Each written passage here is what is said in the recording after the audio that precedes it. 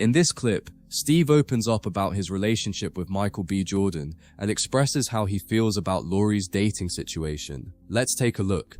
How difficult has it been to see Lori date now? It's hard, man.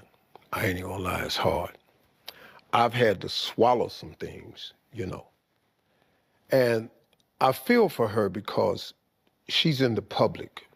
You know, she's a brand ambassador, so she makes a really good living promoting products, wearing clothes, jewelry, makeup, skincare line, bikini line. I got it. But you know, man, see, I gotta be real careful because Lori, boy, she be in my ass. I can't make no mistakes. I can't make sense. I saw one of her exes somewhere at a game somewhere, and I shook his hand. Boy, I can't even touch his ass no more. I better not acknowledge him or look at him or nothing no more. And it's hard to find a man that your daddy actually likes, you know. So you got Steve Harvey, you know, he fucked with Michael B, man. Look, Michael B was ready to settle down and everything. Lori like, nah, I ain't with all that. I ain't with all that. From Steve's perspective, there was genuine respect and approval there, but Lori seemed to prioritize exploration over stability at this point in her life. Sometimes, in chasing more, people end up losing what was already good. I'm not a hater, and I'm not trying to be messy or nothing.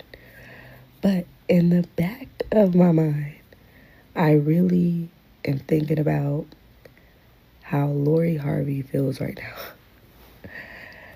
Like, to see Michael B. Jordan and all his success right now, and he's on the way to probably winning an Oscar, it's like, girl, what were you thinking?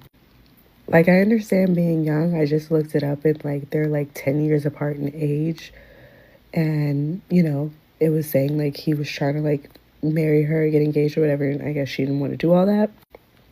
It comes to a point where it's like, girl, I get it. There are other fishes in the sea. But baby, you gotta know a shark when you see one. This reflects a common mindset in early adulthood, delaying commitment under the assumption that better options may appear later. It's a belief rooted in perceived abundance and flexibility in choice. Just remember that you're the prize always. Say that one more time. Just remember that you are the prize. Yes. That's like his golden slogan for me. Yeah. And what does that mean for you in relationships when you're like, I'm the prize? What does that mean? It just means not compromising like my values, my happiness, my peace, not settling for less than what I know I deserve, and not being afraid to walk away from a situation if it's like no longer serving me. The problem is when I'm the prize turns into only your needs matter. Relationships aren't one-sided. Both people have value. Confidence is good, but a good relationship is two people choosing each other, not one person acting like the reward. I know Lori Harvey is sitting next to her nut-ass man from London, sick right now that she played herself with Michael B. Jordan. Let that be a lesson to young men on how you level up after getting played by a bird. Because I'm gonna tell you something, when Lori Harvey did her lily pad trick, like she's been doing for the last 7-8 years, just jumping from one nigga to the next, she really thought by putting him to the wayside that he was just gonna stay down. No, Michael B. Jordan is him, and he just proved it.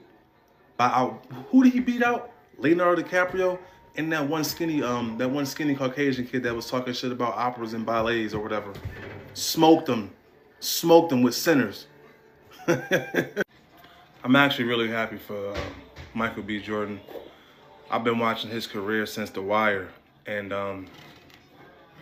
what he got was well-deserved, man. What he got was well-deserved.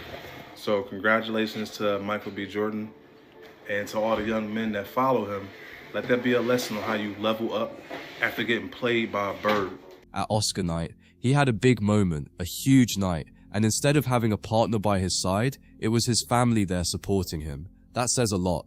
And it also shows something important. A man doesn't need a relationship to feel complete. He can focus on his purpose, his craft, and still win in life. And deep down, she probably knows she walked away from something real. Michael B. Jordan just won an Oscar, and there was one part of his speech that I can't stop thinking about. It says, "Thank you to everybody in this room. Thank you, everybody at home, for supporting me. I feel it, and I know you guys want me to do well. I want to do that because you guys bet on me, so thank you." Jesse Plemons, who was in the room, they were both on Friday Night Lights for 5 seasons, so you're watching someone who started with Michael B. Jordan. Watch him win an Oscar. They were kids when they did that show. Ryan Coogler, who he called a friend and specifically called out. They did Fruitvale Station, Creed, Black Panther, Sinners. Ryan Coogler has said he's like family. And then the other thing he did, he shouted out his mom and his dad. And that part, like, it gets me because, you know, he lived with his mom and dad well beyond the time that he needed to. He was successful. He could have lived somewhere else. And when people asked him in interviews why he chose to live with his parents, he was literally like, why wouldn't I live with my parents? I love them. And when he was asked what advice he'd give to other actors, you know what he said? He said, be a good person, be on time, and be prepared. And then in his speech, he shouted out Denzel Washington, Jamie Foxx, Halle Berry, people who made that moment possible for him. Everyone was collectively cheering him on. Then after all of that, he's at the In-N-Out Burger with his Oscar in hand, taking pictures with people, celebrating with the normal people. He like shared the moment with the people who were rooting for him. And then I thought about this story that I saw on the red carpet about a girl in high school who said he was corny. And then years later, he ran into her at the red carpet. She was interviewing him and he's like, I'm corny, right? I'm corny. We got Michael B. Jordan, the director and the star of Creed 3. And, you know, we know each other. We go way back all the way to Chad Science in Newark, okay? The corny kid, right? No, I did not say that. Misquoted for sure. No, you did not hear me say. I said we used to make fun of the name. But yeah, he is obviously killing things out here. You can clearly see how calm he is, even while talking about what that reporter said about him before. No overreaction, no emotion, just composure. That says a lot about his mindset. And that got me too, because I'm like, oh my God, everything he had to go through to get where he is today. He somehow still feels like a grounded kid in high school. Him winning and his speech, it just hit in so many different ways. It's true. Everyone was rooting for him.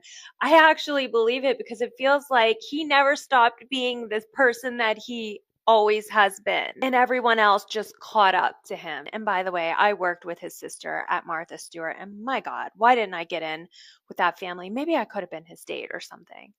That's what we're all imagining, right? Let me know what you think in the comments. I'm so happy he won. Aren't you? There's a reason so many people are happy for him, especially when a hardworking guy finally achieves his dreams. People connect with that, and honestly, this is a perfect example of how to channel breakup energy in the right direction into growth, focus, and success. And I'm built different, period. Rarely go out, and I always felt like if other cats was out partying and I was home studying, I would have the edge. Like, I'm literally like, all right, I will party later. I work hard now, so the second half of my life, I can do whatever the fuck I want. That's been my mentality. It's like, I'm not going to trick off my early years for partying and then worry about struggling, how I'm going to make it, how I'm going to take care of my family, how I'm going to take care of everybody else. Like, that's not going to be me. I'm going to grind it out now. You know what I'm saying? I'm going to set up the foundation so I can enjoy myself later. That's always been my mentality. This is the mindset more people need. Locking in early, sacrificing the parties, the distractions, the short-term fun. That's how you actually build something real. Most people want results without putting in that level of focus. And yeah, after a breakup, the worst thing you can do is sit there and dwell. The best move is exactly this. Channel everything into your purpose, your craft. You don't chase validation, you build value. When you level up like that, everything else, respect, options, lifestyle, comes naturally. Alright guys, we're gonna leave it there for today. If you enjoyed the breakdown, hit subscribe before you head out, and I'll see you in the next one. Take care.